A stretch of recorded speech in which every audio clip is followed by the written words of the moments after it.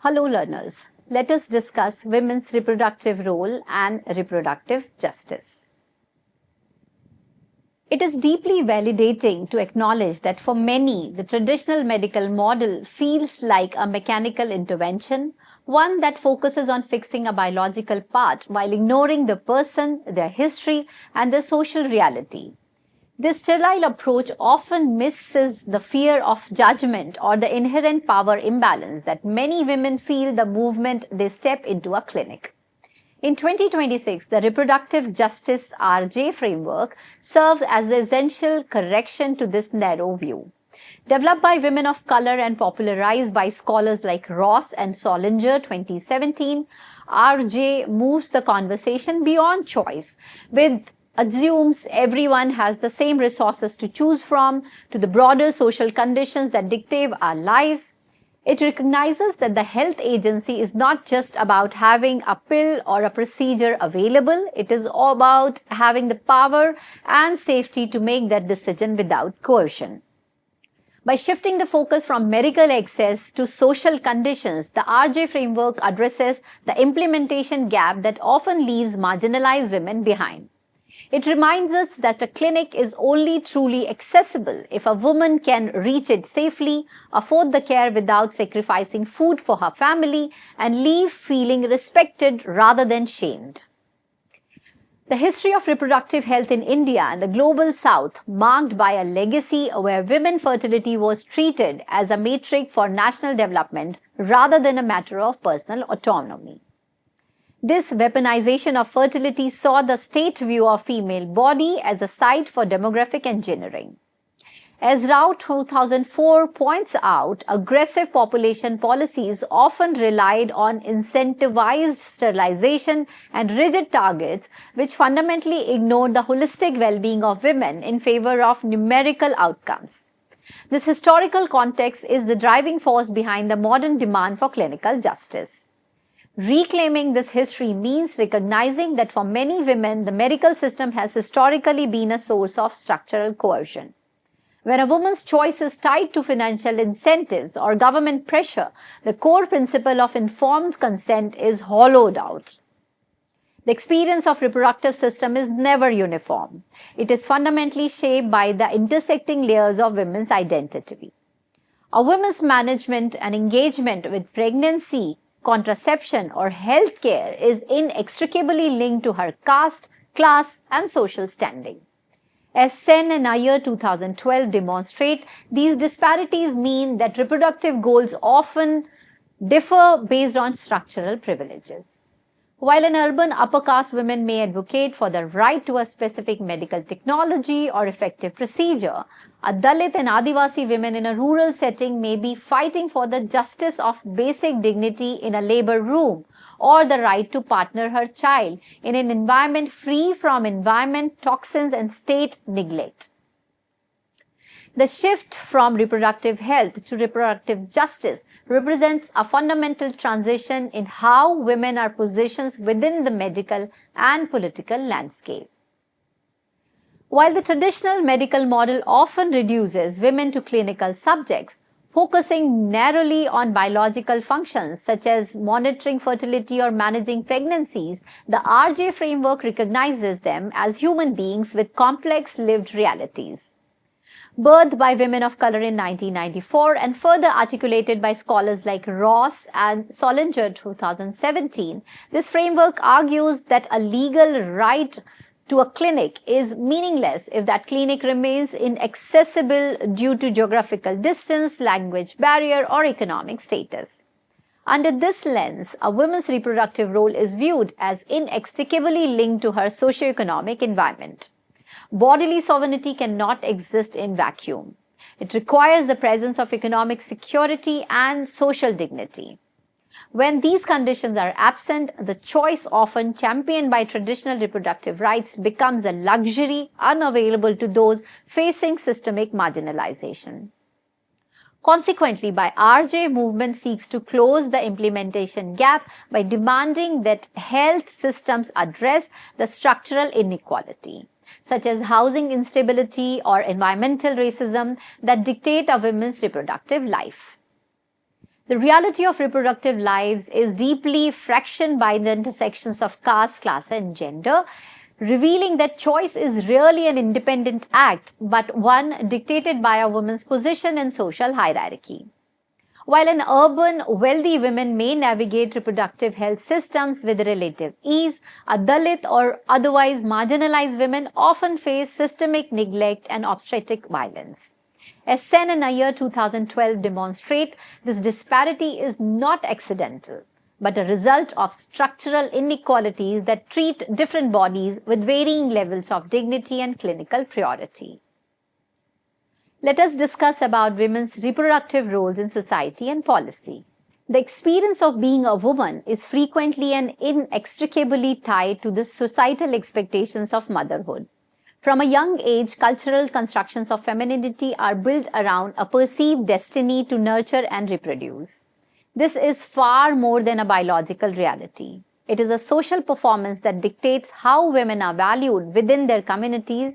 In many contexts, a woman's worth is measured primarily by her fertility and the ideal mother framed as a figure of ultimate self-reliance. These cultural narratives are not accidental, they function as a mechanism to reinforce a gendered hierarchy. By centering a woman's identity on her ability to produce the next generation of citizens and workers, society often restricts her health agency and autonomy in other aspects of life. This expectation creates a subordination trap where failing to meet these reproductive milestones can lead to social exclusion, stigma, or a perceived loss of womanhood. The historical and political analysis of women's health recognizes that the female body is often treated as a territory of the state. This perspective asserts that reproductive capacities are rarely viewed as private matters of autonomy but are instead centered to demographic policies that fluctuate based on shifting political and economic needs. In the Indian context, this role was shaped significantly by colonial medicalization, which moved the private lives of women under the surveillance and regulation of the state, a process that laid the groundwork for post-independence population control efforts. As Hodges 2004 notes, this historical trajectory turned the womb into the site of perceived national crisis. During the 20th century, the state often prioritized demographic targets over the holistic well-being of the individuals. This management style effective created a subordination trap where women's individual desires, health needs, and bodily sovereignty were sacrificed in favor of a government-defined common goal. In this model, the woman is viewed not as a patient with rights, but as a biological variable to be adjusted to meet national economic or social goals. The ethical and sociological analysis of reproductive health in India highlights a stark reality. The weight of demographic policies does not fall equally across the social hierarchy. For women marginalized by caste, poverty, or geographical location, the state's role has historically been characterized by surveillance and control rather than the holistic support.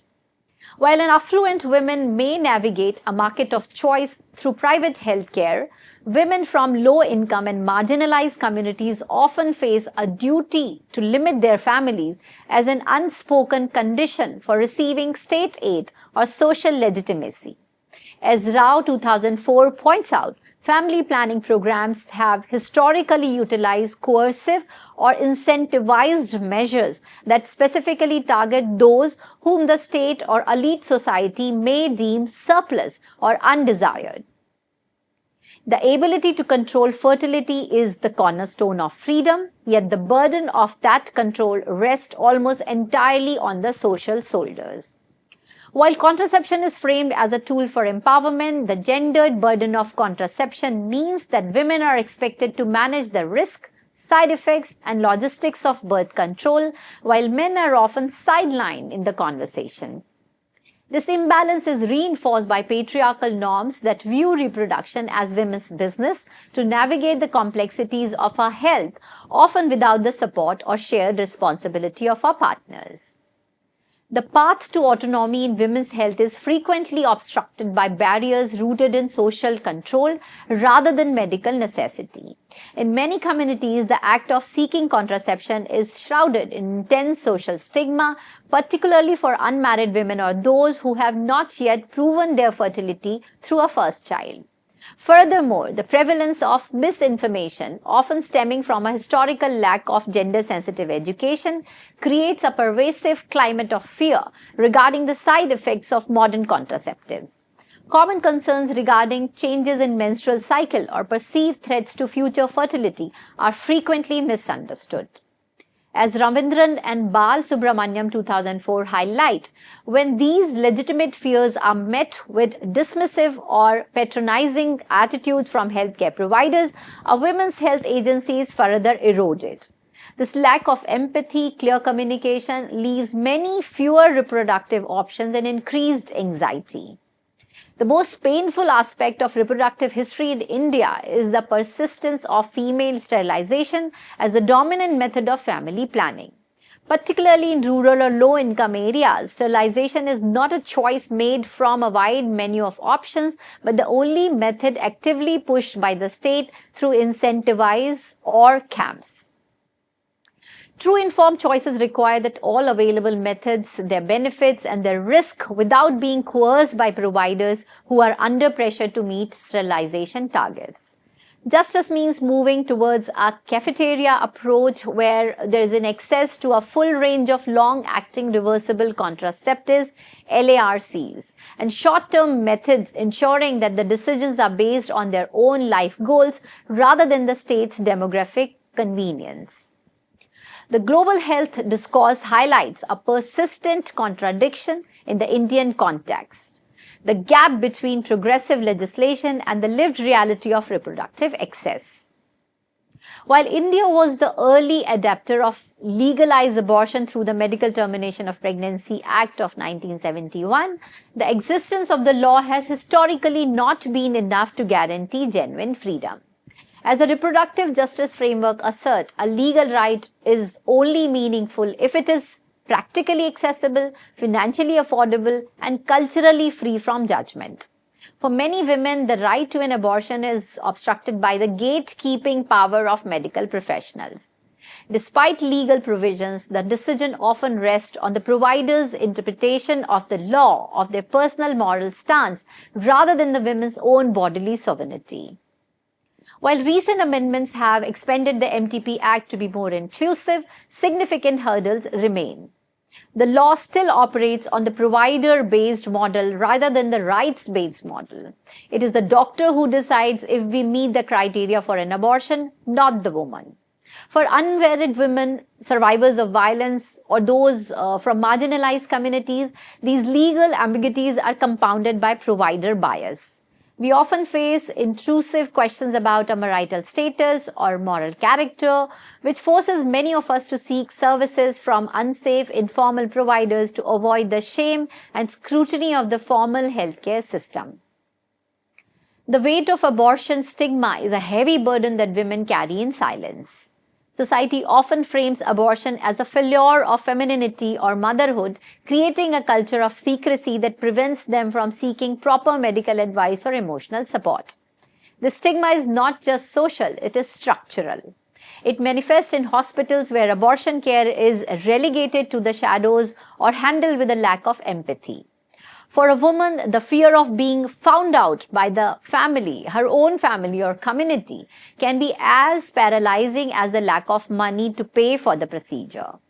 Justice means dismantling this stigma so that abortion is recognized for what it is, an essential component of healthcare and a fundamental human right. It is important to view safe abortion as a non-negotiable public health priority. When they are denied safe services, the consequences are measured in life lost. It is important to view safe abortion as a non-negotiable public health priority. When they are denied safe services, the consequences are measured in lives lost and health compromised. Reproductive justice demands that society moves away from viewing abortion through a clinical or moral lens and instead see it through the lens of equity. This means ensuring that the Dalit women in a rural village has the same access to a safe medical abortion and a wealthy woman in a private city hospital. True justice is achieved only when everyone can navigate our reproductive choices without fear, knowing that our dignity and our lives are protected by the state and the medical community alike. The journey through pregnancy and childbirth is not a universal experience. It is a mirror reflecting the deep inequalities in our society. While national statistics may show overall improvement, the reality for many, particularly those living in rural areas or belonging to marginalized communities, is that maternal health remains a site of profound vulnerability.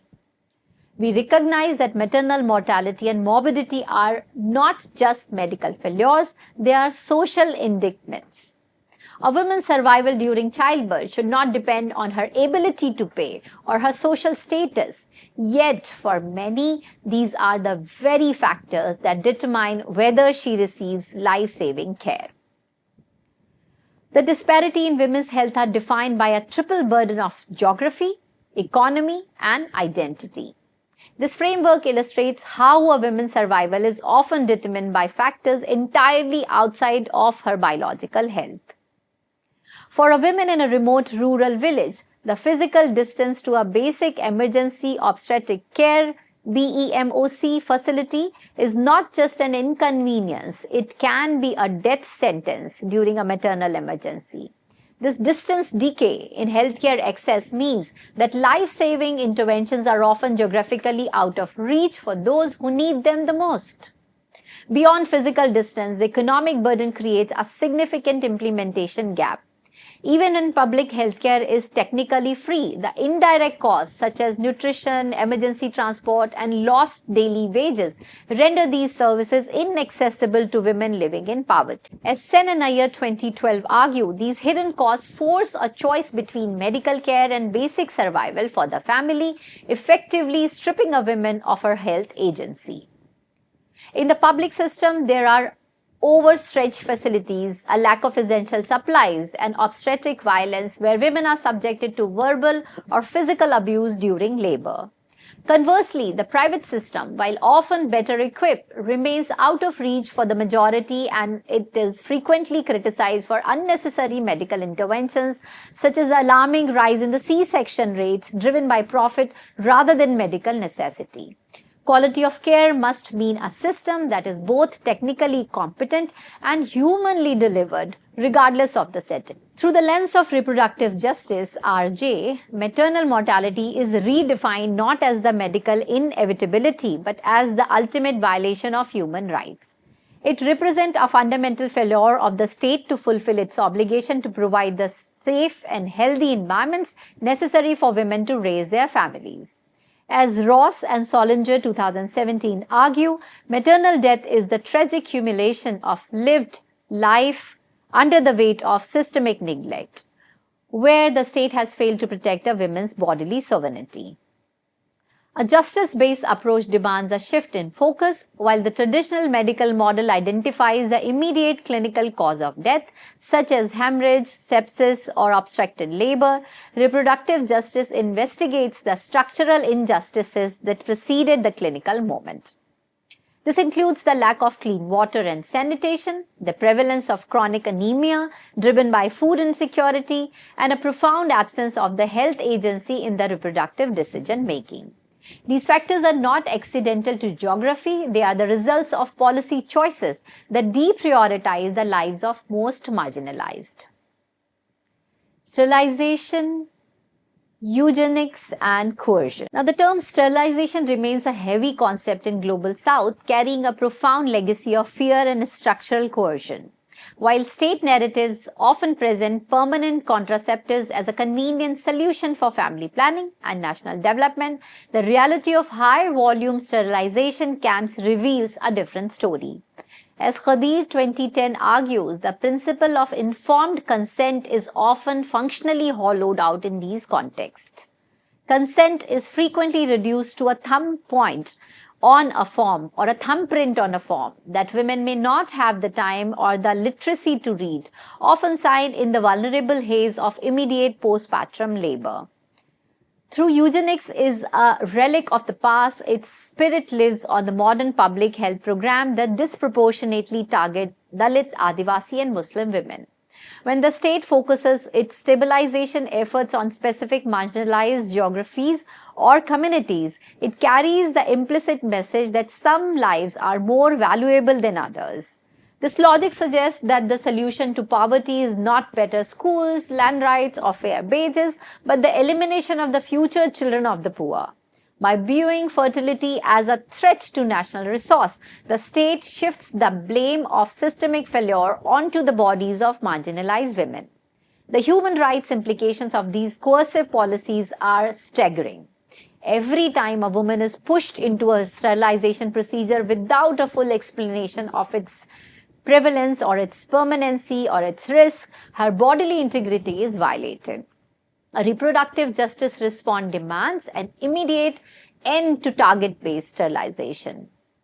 Reimagining reproductive justice requires a fundamental reclaiming of power from the top-down, expert-led strategies that have historically dictated women's lives.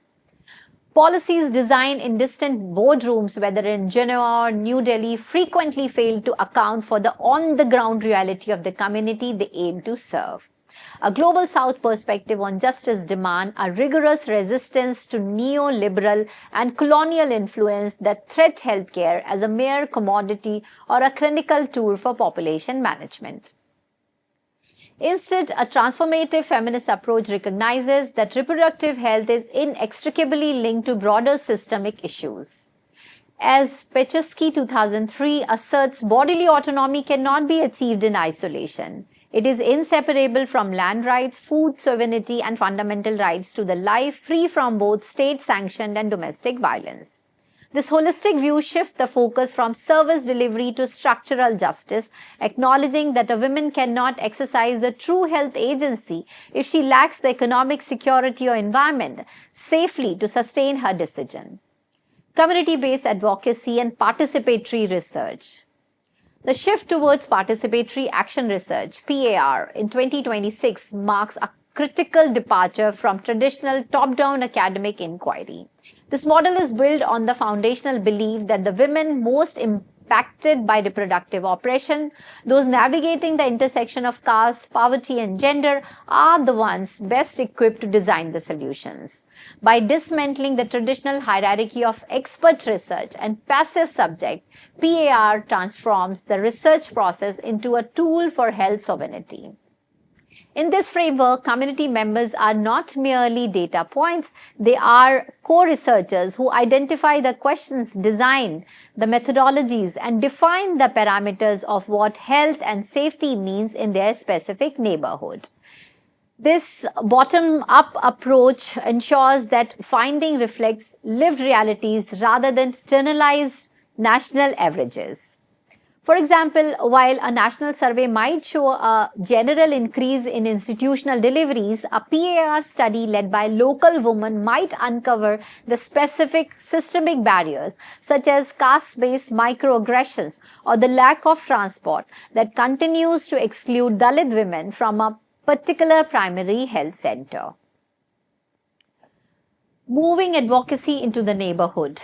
Advocacy is increasingly defined by a shift away from high-walled courtrooms and legislative buildings towards the streets and community centers where daily life unfolds. While legal battles provide a necessary framework, they can often feel distant and disconnected from the immediate needs of marginalized groups. Community-based advocacy addresses this gap by creating local spaces where Dalits, Adivasis, and trans individuals lead the conversation, ensuring that those most impacted by reproductive oppression are the ones defining the path towards liberation. In these grassroots spaces, the primary goal is to break the silence surrounding reproductive health and build collective power. By shifting leadership and resources to community-based organizations, healthcare is transformed from a monologue of medical authority into a dialogue of dignity. As Kadir 2010 argues, this shift redefines the role of healthcare professionals. The doctor is no longer a distant, unaccountable authority figure, but a service provider who is fundamentally accountable to community they serve. From subjects to agents of change. The transition from treating women as passive beneficiaries of healthcare to recognizing them as active agents of change is the cornerstone of modern reproductive justice. This transformation is not merely about improving service delivery, it is a fundamental demand for the seat at the table where those services are designed, governed, and evaluated. When advocacy is rooted in the community, the traditional charity model is replaced by a model of health sovereignty, where the individuals most impacted by systemic barriers, particularly Dalit, Adivasi, and trans individuals, lead the strategy. This movement shifts the power balance, ensuring that healthcare becomes a dialogue of dignity rather than a monologue of medical authority, as emphasized by Kadir 2010. This participatory approach is operationalized through three critical pillars. First, peer-led education that utilizes local languages and cultural context to share information about contraceptive autonomy and abortion rights, effectively bypassing the clinical coldness of traditional health communication. Second, community monitoring establishes local oversight committee to track the quality of care and report instances of obstetric violence or discrimination, creating a tangible mechanism for institutional accountability. From control to a culture of care. The path towards a right-based future requires a fundamental transformation of the public health system, shifting its core objectives from the management of population to principle of care over control. For decades, the reproductive role of women in the global south have been narrowly defined by state-driven demographic goals. The future of reproductive justice rejects these target-based approaches, which often incentivize quality over quantity, and instead prioritizes the holistic well-being of the individual. As Kadir 2010 argues, this necessitates a significant increase in public health. The future of reproductive justice rejects these target-based approaches, which often incentivize quantity over quality and instead prioritize the holistic well-being of individuals. As Kadir 2010 argues, this necessitates a significant increase in public health spending to ensure that clinics are not merely physical structures, but are fully equipped, respectful, and accessible to all.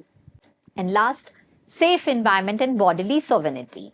Ultimately, reproductive justice in the global south must expand and encompass the right to raise children in safe, sustainable, and dignified environment. This holistic vision recognizes that environmental justice is a reproductive right.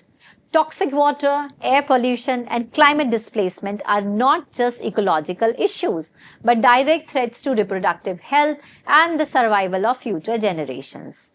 As Ross and Solinger argue, the ability to parent is compromised when the state fails to provide the basic infrastructure of safety.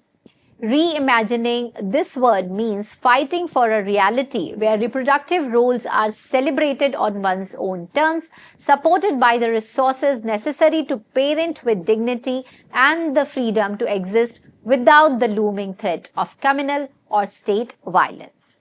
Thank you.